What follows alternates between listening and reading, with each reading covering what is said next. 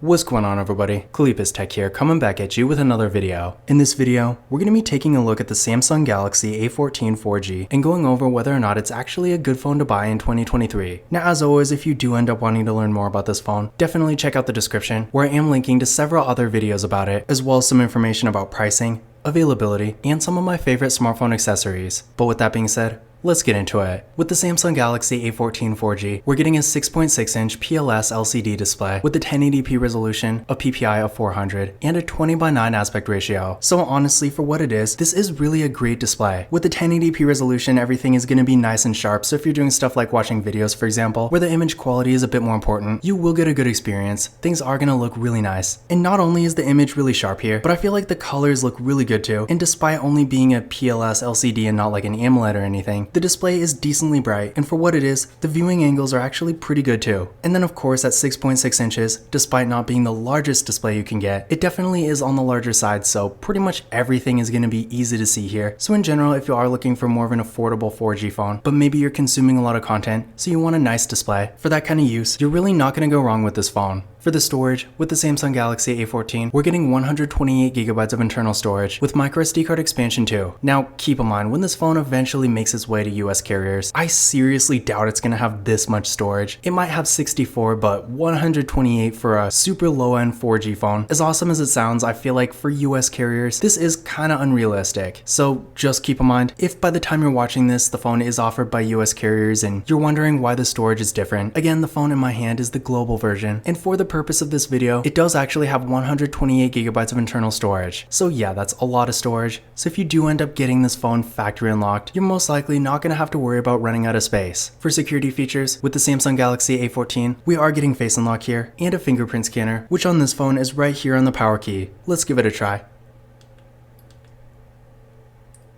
There we go. One more time. And there we go. So real fast and responsive. And again, this phone does have face unlock too, so if you want to use that instead, you always can. Now for the camera setup here, with the Samsung Galaxy A14, up front, we got a 13 megapixel selfie camera. Then on the back, we got a triple camera setup with a 50 megapixel main camera, a 5 megapixel ultra wide camera, and a 2 megapixel macro camera. So as far as features go, this phone has pretty much everything, including an ultra wide camera and a macro camera. And in case you're wondering, even though it doesn't have a dedicated depth sensing camera, portrait mode still does work perfectly fine. But as far as everything else goes, one interesting thing about this phone, which we did see with the A13 last year, is that with the A14 4G, again, this phone actually does have an ultra wide camera, whereas unfortunately with the A14 5G, for whatever reason, that phone doesn't have an ultra-wide camera. So if you are considering maybe both this phone and the A14 5G, that might be one reason to get this phone over the 5G. Now to give you an idea of what it can do, here's some pictures taken with the Samsung Galaxy A14. So in general, the photo quality here is not the best, but at the same time, considering this is one of Samsung's lowest end phones, I would say it is pretty decent. And if you're really just looking for more of a basic device, maybe you're not really using the camera all that much, but you do want a decent amount of features and maybe you want to take the occasional nice Instagram photo or something like that, for that kind of use, the camera here will definitely get the job done. But of course, if you're really using your camera a lot and the photo quality is more important to you, then in that kind of situation, you're probably going to be able to justify spending a bit more and getting something higher end that has better camera quality in general. But again, for more casual use, I would say the camera quality here is at least good enough.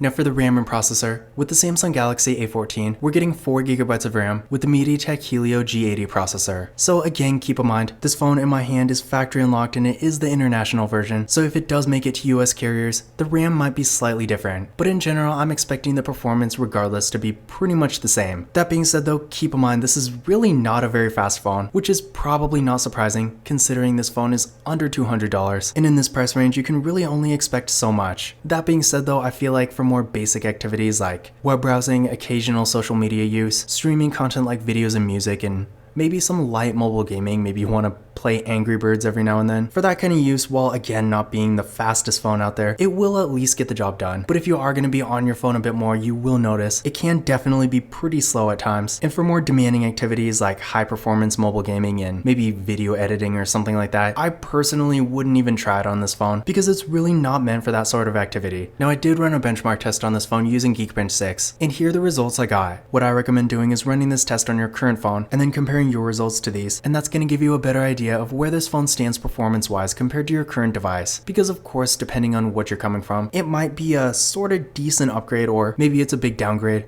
It really depends. But again, I would say for really basic kind of everyday use, if you're doing stuff like browsing the web, maybe using simple like store apps and stuff like that, going on social media every now and then and watching videos, it's really good for that. And then doing stuff like listening to music, you know, really basic activities. For that kind of stuff, it will get the job done just fine. But again, if you're really going to be on your phone a lot, especially doing more demanding activities, you are going to want to get something a bit faster. Now for the battery, like pretty much every Samsung Galaxy A series phone, the A14 4G has a 5000 mAh battery, so definitely a great battery here if you're looking for something that has really good battery life and great longevity down the road too. You're really not going to go wrong with this phone. And in addition to this, it also supports 15 watt fast charging, which granted isn't the best, but for a phone in this price range, it is pretty good. And in my experience, the charging speed is at least decent. Now for the software, this phone does have Android 13, so great to see. And in addition to this, considering Samsung has pretty much the best software support you can get, you can also expect to get several other major updates with this phone in the future. So with the A14 4G, you should be getting Android 14, 15, 16, and 17. And considering this is a really low-end phone, again,